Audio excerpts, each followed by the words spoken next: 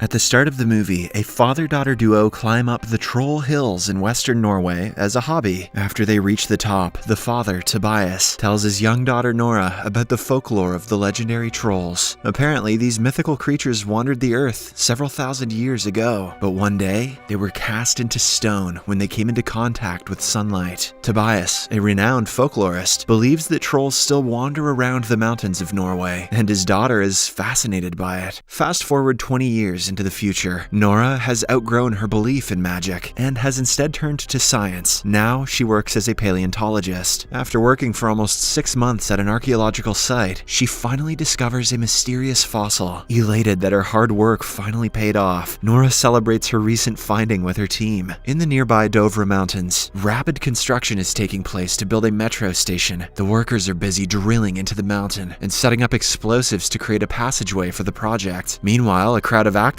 is protesting against the construction, shouting that the government should let the mountain live. Ignoring their protests, the chief sets off the explosives, blowing the mountain into smithereens. He makes hard eye contact with the activists when he hits the button too. Savage. He and the workers then go inside the Dovre cave to check, but shockingly, they hear a loud roar. Moments after, they feel the ground shake, and an ancient mythical creature rises from the rocky depths of the mountain. Horrified, the workers run for their lives, but the falling mountain debris eventually seals their fate. Shortly after, the news of the incident reaches the Norwegian Armed Forces headquarters in Oslo. The general decides to send an aircraft to get clear images of what really happened at the site. He then gives instructions to alert the Prime Minister. Next, we see the Norwegian Prime Minister and her advisor, Andreas, heading to the military base. On their way, the Minister of Defense updates them on the situation and reveals that over 50 people died in the incident. He then displays some pictures of Ground Zero, and with a closer view, we can see gigantic holes in the ground. Andreas says they look like footprints,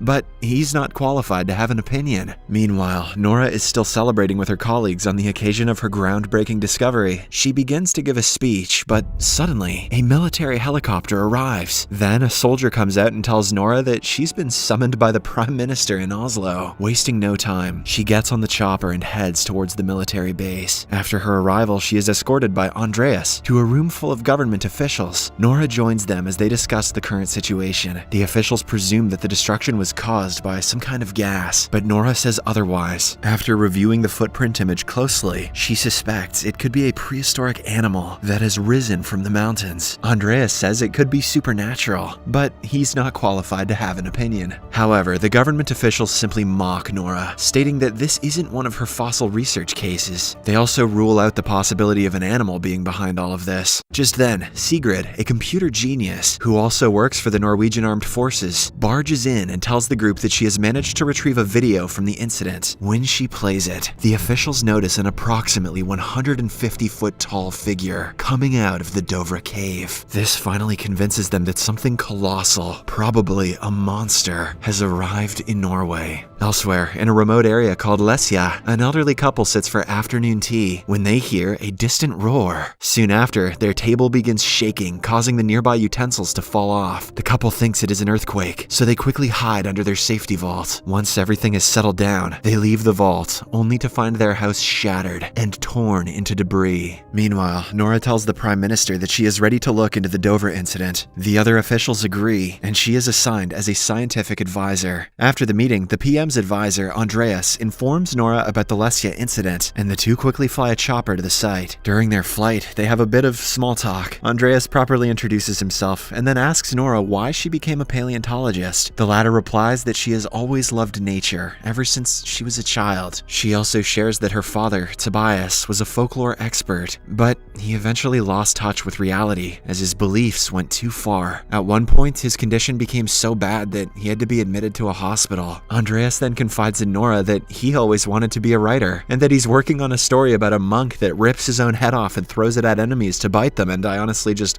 found this really funny.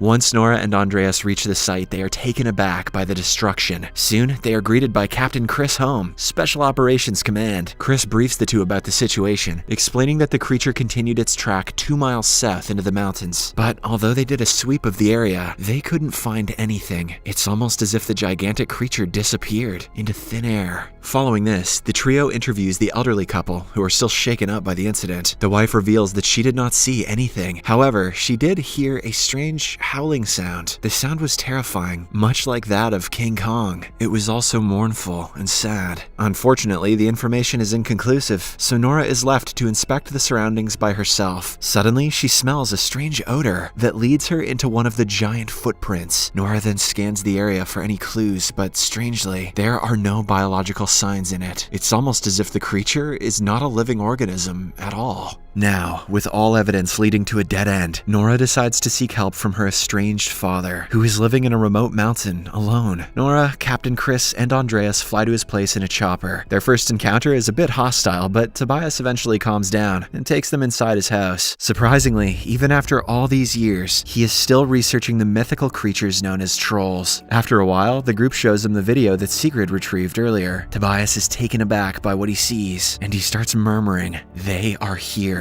Confused, Nora wants a scientific explanation, not just some folklore, to find a solution to whatever they are dealing with. "Daddy, stop talking about trolls and tell me about this troll." However, Tobias stands with his theory and explains that the trolls went extinct because of the Christianization of Norway. He adds that he was about to reveal the truth until he was belittled as a maniac. He then grabs his bag and says that they are going on an adventure. Next, we see Nora, her colleagues, and Tobias flying on a chopper to a certain site. After a while, they arrive at the said site, and Tobias eagerly begins to look around the surroundings. He notices that the topography has been completely changed. Meanwhile, Nora gets a whiff of the same strange smell, which she calls hypernature. I have no idea what she means by this, and it's never explained, so that's that. As she scans around the place, suddenly, she sees a large figure waking up behind her. It is the mammoth troll that has camouflaged himself to blend in with his surroundings. Andreas and the others also notice this and quickly start the chopper. Fortunately, the group escapes in the nick of time. Dude, that troll has a tail. Once they reach a safe location, they go live on the internet and show the video to the government officials in Oslo. Now, everyone is bound to believe that the trolls are real. Shortly after, the Prime Minister arranges for a military operation led by Captain Chris. Soon, hundreds of soldiers gather around with the best artillery in the country and prepare to take down the giant. As they prepare for the duel, Tobias and Nora have a heartwarming father-daughter moment, bonding for the first time in years. And meanwhile, Andreas tells Captain Chris that he knows all about army gear because he plays Call of Duty. Then, the troll arrives, and the military goes buck wild. However, despite their best efforts, the troll doesn't seem to be affected at all. He appears to have regeneration powers, and can also smell the blood in his victims. After killing one of the soldiers, Tobias stands up and attempts to calm the creature down. Arms outstretched, he seems to be successful.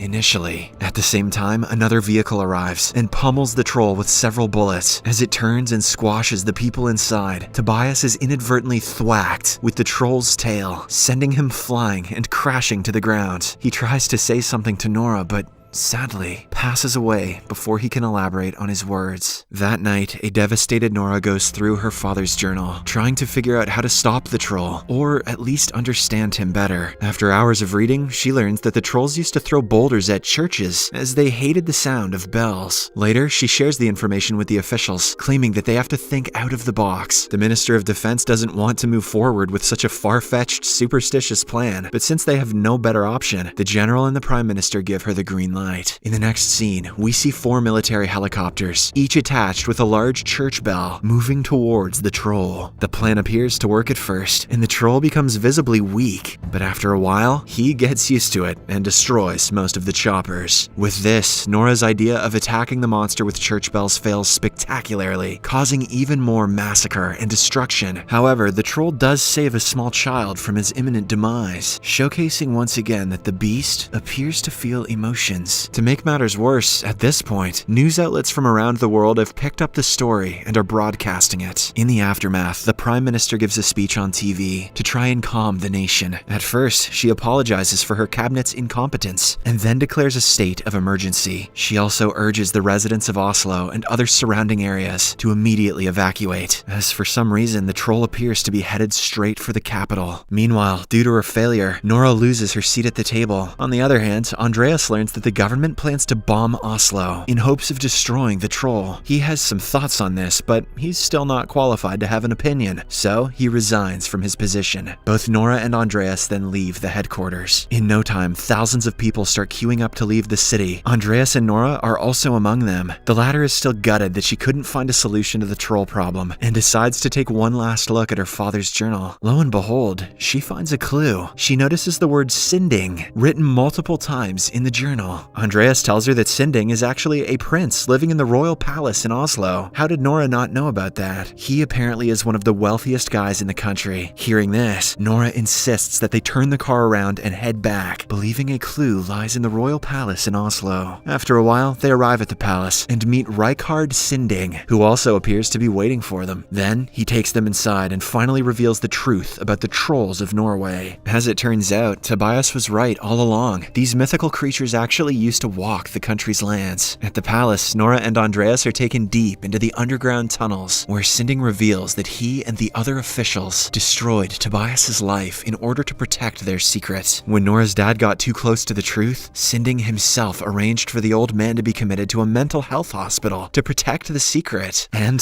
that secret happens to be the skeletal remains of a troll family underground. The royal palace was built on top of the Troll King's cave after the Christians massacred his family and left him for dead inside the mountain. Here, we get to know that the troll which is wreaking havoc around the country is actually the Troll King. This explains why the giant is heading towards Oslo in the first place. He's been trying to return home. Sinding continues to explain that nothing is more important to trolls than family, and during the Christianization of Norway, the Troll King was lured to the Dovre mountain and imprisoned. Of course, the earlier explosives let him out, and now he's heading back to Oslo to try and reunite with his children. It's actually quite sad. Nora and Andreas are shocked to learn the truth. They are even more terrified when they see the skeletal remains of the troll family. When Nora shines her UV light on the bones, she notices that they sizzle. This is when she realizes that the trolls are indeed sensitive to light and comes up with a plan. Bilbo Baggins was onto something after all, goddammit. Next, Nora asks Sinding to lend her the biggest vehicle he's got, so he provides her with the Queen's favorite pickup truck. After this, she phones Captain Chris and briefs him about the plan. She wants to surround the Troll King with tanning beds and expose him to UV lights, while Chris calls on some fellow soldiers to make the troll trap, including the one black character in this entire movie who is there for no more than tokenism. Andreas asks his friend Sigrid back at the government facility to delay the Oslo missile bombing plan. Fortunately, Sigrid turns out to be a hacking genius, and she successfully stops the fighter plane from firing missiles at the creature. With Oslo still intact, and the plan very much alive, Andreas and Nora jump into action. At first, they remove a large tarp from the back of the truck and reveal a troll child's skull they found underground. They then drive away, luring the incoming giant towards the UV light trap. A while later, the troll inadvertently smashes the skull and realizes that he has no family left. Enraged, he then turns his attention to Nora and Andreas, determined to make them pay. Elsewhere, at the military base, Sigrid is eventually caught red-handed while she's tampering with the missile system. However, the general commands her to abort the missile plan when they confirm that there are civilians nearby. Meanwhile, Nora and Andreas somehow manage to lure the troll to their designated spot. Wasting no time, military vehicles surround him and begin shining massive UV lights on him. The plan works, and the troll slowly burns to death. However, seeing the giant suffer, Nora has a last-minute change of heart. She realizes it's wrong to kill the creature, so she turns off the lights, which for some reason aren't being guarded by the military guys, and tries to save his life. She then urges the troll to go to the mountains where he can be safe, but unfortunately, it's too late. There's a moment of tranquility until suddenly sunrise hits, prompting the Troll King to collapse in a heap just before he completely turns to stone. Nora reaches out and touches him gently. This thing looks kinda like my dad, Nora thinks. While everyone else is rejoicing, Andreas and Nora start wondering whether more trolls could be hiding deep inside Norway's mountains. Nora then decides they should call this area Tobias Boulder. The Prime Minister shows up and says to Nora that she doesn't know what to say. She then proceeds to do exactly that. She literally says nothing to our hero. In the final scene, the movie jumps over to Dovre Mountain, where we can see a whole bunch of stones move. Suddenly, another troll rises from the rubble, ready to unleash hell